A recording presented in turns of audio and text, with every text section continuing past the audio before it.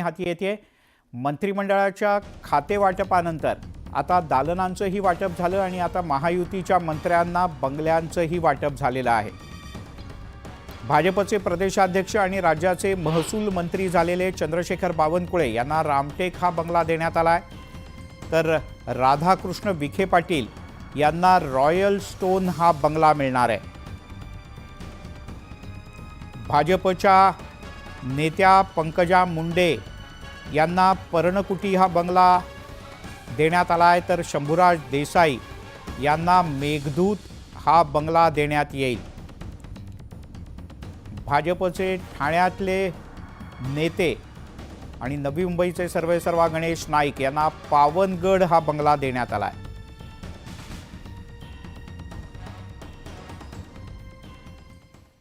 आणि आता राज्यभरातल्या बातम्यांचा वेगवान आढावा। बातमी 36 जिल्ह्यांची।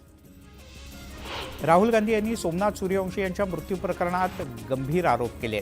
दलित असल्यानं सूर्यवंशी यांची हत्या करण्यात आल्याचा त्यांचा आरोप आहे। सोमनाथ सूर्यवंशीला पहिली मारहाण केली आणि त्यानंतर त्याची पोलीस कस्टडीत हत्या करण्यात आली असा आरोप राहुल गांधी यांनी केला आहे। मुख्यमंत्री देवेंद्र फडणवीस यांनी राहुल गांधी यांच्या परभणी दौऱ्यावरून हल्ला चढवला आहे। राहुल गांधी केवळ राजकीय हेतूने परभणीत आले होते, केवळ द्वेष निर्माण करणं हाच त्यांचा हेतू होता असा आरोप मुख्यमंत्री फडणवीस यांनी केला। सोमनाथ सूर्यवंशीचा मृत्यू जर मारहाणीमुळे झाल्याचं समोर आलं तर कठोर कारवाई करण्यात येईल अशी ग्वाही मुख्यमंत्री देवेंद्र फडणवीस यांनी दिली। संजय शिरसाट यांनी राहुल गांधी यांच्यावर निशाणा साधलाय। राहुल गांधी केवळ राजकारण करण्यासाठी परभणीत आले होते। कोण मेलं कोण गेलं याच्याशी त्यांना काही घेणं देणं नाही, फक्त पक्षाचं भांडवल करायचं आणि ड्रामा करायचा एवढंच त्यांचं ध्येय आहे अशी थेट टीका शिरसाट यांनी केली। राहुल गांधी यांच्या नौटंकीला लोक आता भीक घालणार नाहीत असंही ते म्हणाले। नारायण राणे यांनी राहुल गांधी यांच्यावर निशाणा साधलाय। राहुल गांधींना बाबासाहेब आंबेडकर कधी कळलेच नाहीत, केवळ निळ्या रंगाचे कपडे घातले म्हणजे आंबेडकरवादी होता येत नाही असा खोचक टोला त्यांनी लगावला। राहुल गांधी यांनी परभणीत येत सोमनाथ सूर्यवंशी यांच्या कुटुंबियांची भेट घेतली। यावेळेला राहुल गांधी यांनी सूर्यवंशी कुटुंबियांचं सांत्वन केलं। संतोष देशमुख हत्या प्रकरणातील संजय शिरसाट यांनी पोलीस अधीक्षकांची भेट घेतली। या प्रकरणात मंत्री झालेल्या संजय शिरसाट यांनी पोलीस अधीक्षकांना आवश्यक त्या सूचना केल्यात। या भेटीनंतर शिरसाट यांनी देशमुख कुटुंबियांची भेट घेऊन त्यांचंही सांत्वन केलं। 28 डिसेंबरच्या आधी पोलीस सर्व आरोपींना जेरबंद करतील असा विश्वास मंत्री संजय शिरसाट यांनी व्यक्त केला आहे। तर या प्रकरणातील तपासासंदर्भात पोलीस अधीक्षकांना सूचनाही देण्यात आली आहेत अशी माहिती त्यांनी दिली। मुख्यमंत्री देवेंद्र फडणवीस आणि उपमुख्यमंत्री अजित पवार यांनी धनंजय मुंडे यांना मंत्रिमंडळातून बाहेर काढावं, त्यांची चौकशी करावी, तसंच देशमुख यांना न्याय मिळेल अन्यथा मिळणार नाही असा दावा नाना पटोले यांनी केला आहे। माथाडी कामगार नेते नरेंद्र पाटील यांनी संतोष देशमुख यांच्या कुटुंबियांची भेट घेतली। आरोपींना कठोर शासन झालं पाहिजे यासाठी मुख्यमंत्री फडणवीस यांच्याकडे पाठपुरावा करणार असल्याचं आश्वासन पाटील यांनी देशमुख कुटुंबियांना दिलं। मस्साजोगचे मयत सरपंच संतोष देशमुख यांच्या कुटुंबियांचं सांत्वन करण्यासाठी ठाकरे गटाच्या उपनेत्या सुषमा अंधारेही पोहोचल्या। यावेळी बीड जिल्ह्याचं पालकत्व देवेंद्र फडणवीस यांनी स्वतःकडे घ्यावं अशी मागणी त्यांनी केली। राज्यमंत्री मेघना बोर्डीकर यांनी संतोष देशमुख यांच्या कुटुंबियांची सांत्वनपर भेट घेतली।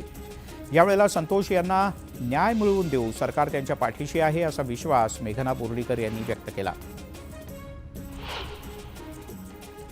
भुजबळ यांची नाराजी हा आमचा पक्षांतर्गत विषय, आम्ही तो विषय सोडवू असा विश्वास अजित पवार यांनी व्यक्त केला आणि छगन भुजबळ यांच्या नाराजीवर अधिक बोलायचं मात्र टाळलं। छगन भुजबळ केंद्रीय गृहमंत्री अमित शहा यांची लवकरच भेट घेणार असल्याचं कळतं। देवेंद्र फडणवीस यांची भेट घेतल्यानंतर आता भुजबळ अमित शहा यांची भेट घेणार आहेत। नाराज छगन भुजबळ यांनी देवेंद्र फडणवीस यांची भेट घेतली।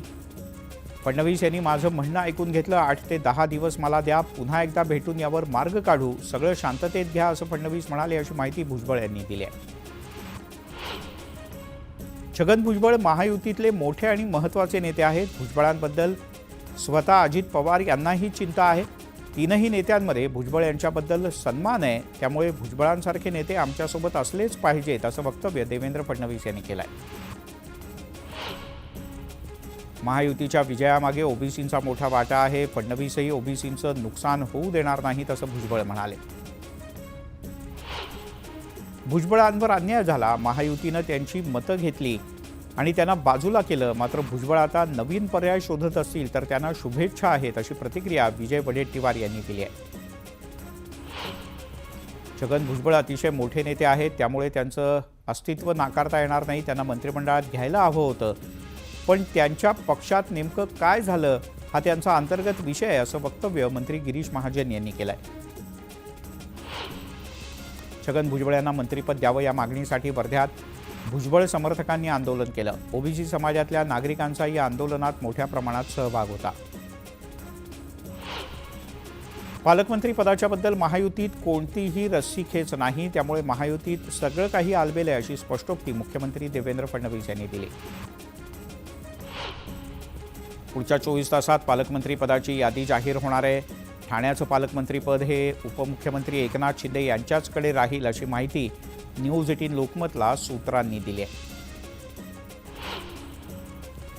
कोल्हापूरच्या पालकमंत्री पदावरून महायुतीत सध्या रस्सीखेच सुरू आहे. हसन मुश्रीफ आणि प्रकाश आंबेडकर या दोघांनीही जोरदार फिल्डिंग लावल्याचं समोर येत आहे. तर पुण्याचं पालकमंत्रीपद अजित पवार यांना मिळाल्यास या स्पर्धेत चंद्रकांत पाटीलही असण्याची शक्यता आहे. रायगडच्या पालकमंत्रीपदावरून महायुतीत पुन्हा एकदा कलगीतुरा रंगण्याची शक्यता आहे. अदिती तटकरे यांनी पालकमंत्रीपदासाठी इच्छुक असल्याचं म्हटलंय. तर भरत गोगावले सुद्धा पालकमंत्रीपदासाठी दावा करून उभे ठाकलेत. त्यामुळे रायगडच्या पालकमंत्रीपदावरून महायुतीत निश्चितच रस्सीखेच आहे. रायगडच्या रोहा शहरात मंत्री अदिती तटकरे यांचे भावी पालकमंत्री अशा आशयाचे बॅनर्स आणि होर्डिंग्स लागलेत. कार्यकर्त्यांच्या या उत्साही बॅनरबाजीमुळे जिल्ह्यात चर्चांना उधाण आलंय. चंद्रशेखर बावनकुळे जर अमरावती जिल्ह्याचे पालकमंत्री झाले तर सगळ्यांनाच न्याय मिळेल. त्यामुळे अमरावतीचं पालकमंत्रीपद बावनकुळे यांनाच मिळावं अशी मागणी रवी राणा यांनी केली आहे. जालन्याचं पालकमंत्रीपद हे शिवसेनेकडे द्यावं अशी मागणी आमदार अर्जुन खोतकर यांनी केली आहे. मात्र हा अधिकार सर्वस्वी मुख्यमंत्र्यांचा असल्याचंही खोतकर यांनी म्हटलं. सातारा जिल्ह्यात शंभूराज देसाई यांचं जंगी स्वागत करण्यात आलं. जेसीबीनं फुलांची उधळण करत क्रेननं हार घालण्यात आला. दरम्यान पालकमंत्री पदावरून महायुतीत रस्सीखेच नसल्याचं शंभूराज देसाई म्हणाले. महाराष्ट्राच्या चित्ररथाला डावलण्यात आल्यानं संजय राऊत यांनी संताप व्यक्त केला. महाराष्ट्रावरती अन्याय का हे एकनाथ शिंदे यांनी देवेंद्र फडणवीस यांना विचारावं अशी मागणीही राऊत यांनी केली. महाराष्ट्राच्या चित्ररथाला मागच्या 4 वर्षांपासून सातत्यानं संधी मिळते, त्यामुळे यावेळेला महाराष्ट्राच्या चित्ररथाला डावलण्यात आलेलं नाही अशी माहिती मुख्यमंत्री देवेंद्र फडणवीस यांनी दिली. गडचिरोलीचं पालकमंत्रीपद काही लोकांना कायमच आपल्याकडे हवं असतं. गडचिरोलीमध्ये ज्या मायनिंग कंपन्या आहेत, कोट्यावधी रुपयांचे उद्योग आहेत, त्यातून मलिदा मिळावा त्यासाठी हे सगळं सुरू असल्याची टीका संजय राऊत यांनी एकनाथ शिंदे यांचं नाव न घेता केली आहे. कालचा लग्न सोहळा राजकीय विषय नाही. उद्धव ठाकरे आणि राज ठाकरे हे एका कौटुंबिक कार्यक्रमाच्या निमित्तानं एकत्र आले होते. यामागे काहीही राजकीय हेतू नव्हता अशी प्रतिक्रिया संजय राऊत यांनी दिली आहे. अधिवेशन संपताच अजित पवार प्रशासकीय कामांमध्ये सक्रिय झालेत. पुण्यातील विविध कामांचा अजित पवार यांनी आढावा घेतला. महसूल मंत्रीपदी निवड झाल्यानंतर चंद्रशेखर बावनकुळे यांनी नागपुरातील विभागीय आयुक्त कार्यालयात बैठक घेतली. अधिकारी आणि कर्मचाऱ्यांच्या भेटीगाठी घेत त्यांनी कामकाजाचा आढावा घेतला. वर्ध्यात मंत्री झालेल्या शिष्यानं राजकीय गुरूची भेट घेतली. राज्यमंत्री पंकज भोयर यांनी माजी खासदार दत्ता मेघे यांचे आशीर्वाद घेतले.